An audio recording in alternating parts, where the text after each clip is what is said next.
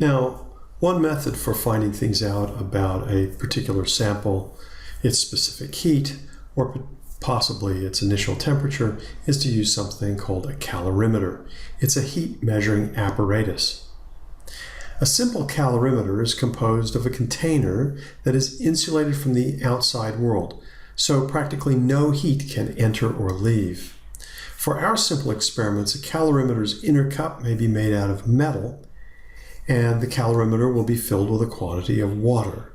We will drop our substance in from the top before inserting a stopper to prevent any other heat loss or gain. Let's look at a more involved problem of thermal equilibrium. Here, a 0.4 kilogram aluminum calorimeter is filled with 0.8 kilograms of water.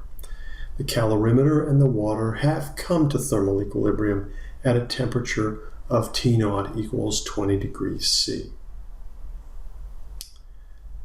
To this, 0.1 kilograms of a material, which we'll call U, with a specific heat of 628 joules per kilogram degree Celsius and an initial temperature of 300 degrees C, is dropped into the calorimeter filled with water.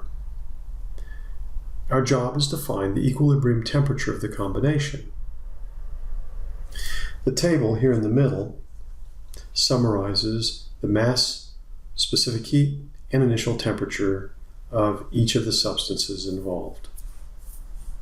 To solve this problem, we're going to start off with a statement of conservation of energy. That is, that the sum of the Q's is 0, or that the heat lost from U plus the heat gained by the water and the heat gained by the aluminum has to be equal to 0. We then make use of our heat equation, Q equals mc delta T, and substitute accordingly, bearing in mind that the m, the c, and potentially the delta T will be different for each substance. We're also going to substitute for delta T. Delta T is the final temperature, the equilibrium temperature, minus the initial temperature for each of the substances. So, substituting values, we get this expression.